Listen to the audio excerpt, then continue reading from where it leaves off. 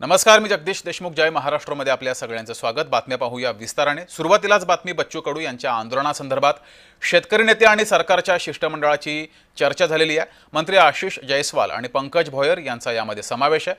मुख्यमंत्री देवेंद्र फडणवीसांना फोन लावा असं बच्चू कडू यांनी या सरकारी शिष्टमंडळाकडे मागणी केली आहे. तर मंत्री आशिष जयस्वाल आणि पंकज भोयर यांचं शिष्टमंडळ हे बच्चू कडू यांच्या भेटीला गेलं. या बच्चू कडू आणि या शिष्टमंडळामध्ये चर्चा झाली. यावेळेस बच्चू कडू यांनी देवेंद्र फडणवीस यांना फोन लावा, देवेंद्र फडणवीस यांच्याशीच बोलेन अशी मागणी केली आहे. दरम्यान मोठ्या प्रमाणात शेतकरी नागपुरामध्ये पोहोचलेत. आंदोलन नागपूरमध्ये सुरू आहे. 6 वाजेपर्यंत ही वेळ होती. त्यानंतर न्यायालयानं आंदोलन थांबवा अशी विनंती केली होती, मात्र बच्चू कडू यांनी ही विनंती नाकारली. आम्हाला अटक झाली तरी चालेल, पण आता हे आंदोलन थांबणार नाही. आमच्या मागण्या पूर्ण होत नाही तोपर्यंत आंदोलन सुरूच राहणार अशी भूमिका बच्चू कडू यांनी घेतली. त्यानंतर सरकारी शिष्टमंडळ बच्चू कडू यांच्या भेटीला पोहोचलं. आशिष जयस्वाल हे या शिष्टमंडळामध्ये होते, मात्र यावेळेस बच्चू कडू यांनी देवेंद्र फडणवीस यांना फोन लावा अशी मागणी केली आहे.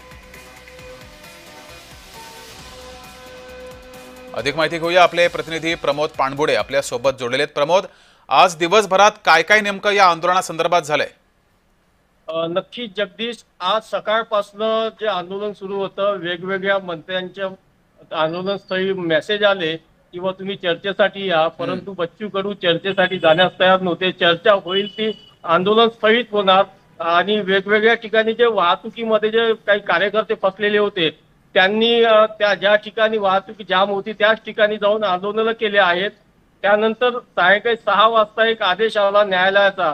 तरी त्यावेळेस बच्चू कडूंना सांगण्यात आलं की तुम्ही आंदोलन संपवा, कारण न्यायालयाचा आदेश आहे. परंतु बच्चू कडूंनी म्हटलं की याच ठिकाणी जे काही चर्चा होईल, चर्चा झाल्याशिवाय आणि निर्णय निघाल्याशिवाय आम्ही इथून हटणार नाही. त्यानंतर आता थोड्या वेळापूर्वी राज्याचे राज्य गृहमंत्री पंकज भोयर हे सुद्धा त्यांच्यासोबत चर्चा करत होते, परंतु अजूनही कोणता तोडगा निघालेला नाही आहे.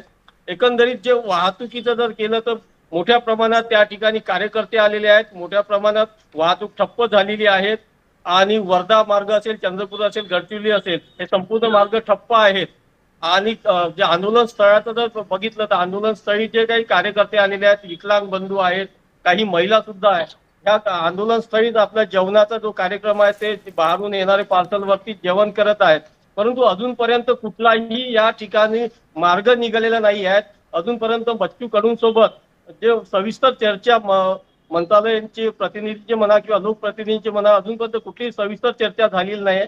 त्यामुळे या आंदोलनाचा मार्ग अजून मोकळा झालेला नाही.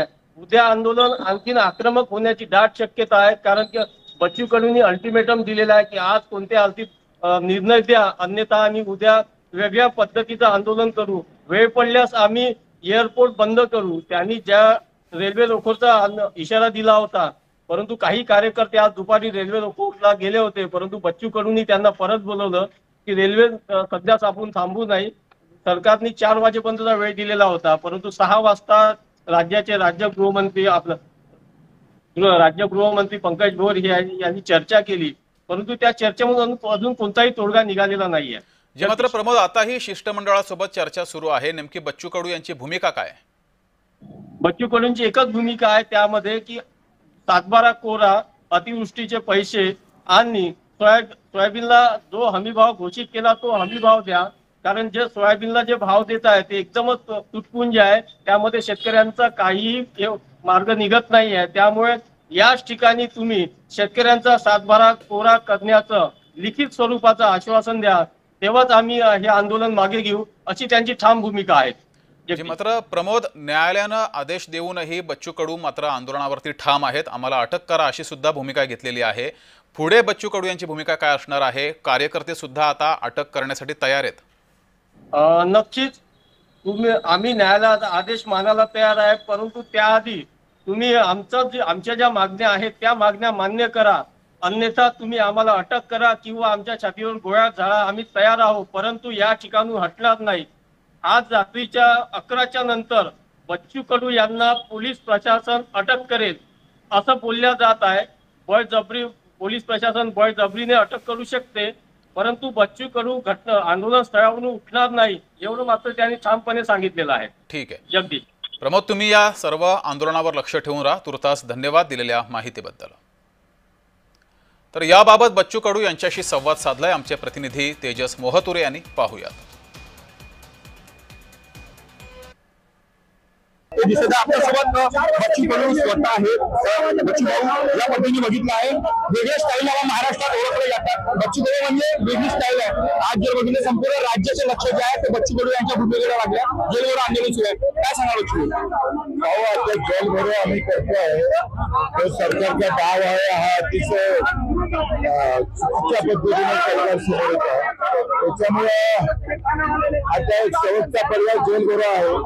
मधात काही मंत्री येणार आहे, पाहू काय चर्चा होती, काय तोडगा निघेल असं वाटतं लक्ष्मी? हो, आता काय चर्चा होती, 20 मागण्या, वेगवेगळ्या मागण्या, चर्चा काय होतं, चर्चेनंतर काय भूमिका असणार? हो ना, मग नंतर कोण आपल्यासोबत बघितलं असेल तर बच्चू कडू स्वतः होते. जे चर्चा झाल्यानंतर आम्ही आपली भूमिका ठरवू असं जे आहे ते बच्चू कडू यांनी सांगितलेले आहे. तेजस मोहतुरे, नागपूर. तर शेतकरी नेते अजित नवले सुद्धा या आंदोलनामध्ये सहभागी झालेले आहेत. त्यांच्यासोबतही संवाद साधलाय तेजस मोहतुरे यांनी, तोही पाहूयात.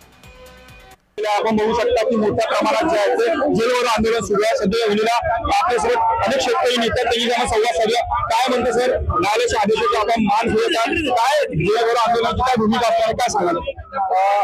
शांततामय मार्गाने, अहिंसेच्या मार्गाने आम्ही जेलभरो आंदोलन करतो आहोत. सरकारने आता आमचं काय करायचं ते ठरवावं. आम्ही नाटकी पद्धतीने काही करण्याची आमची मनस्थिती नाही. आम्हाला जितके दिवस जेलमध्ये ठेवायचे तेवढे दिवस ठेवा. आम्ही शांततामय मार्गाने स्वतःला हवाली करतो आहोत. कोणत्याही प्रकारचं नाटक नाही. आम्हाला न्यायालयाचाही अवमान करायचा नाहीये, मात्र शेतकऱ्यांच्या भावनांचा सुद्धा आम्हाला प्रतारणा करायची नाहीये. सरकारला आमच्या बरोबर चर्चा करायची नाहीये, आमच्या मागण्या ऐकून घ्यायच्या नाहीये, शेतकऱ्याचं दुखणं ऐकून घ्यायचं नाहीये. आणि दुसऱ्या बाजूला मात्र हा एक पॅटर्न बनलाय. मराठा आंदोलनाच्या वेळी सुद्धा न्यायालयाचा अशाच प्रकारे वापर एक प्रकारे झाला आणि त्या ठिकाणी आंदोलनावर दबाव आणला गेला. आता पुन्हा शेतकऱ्याच्या आंदोलनावर अशा प्रकारचा दबाव आणला जातोय.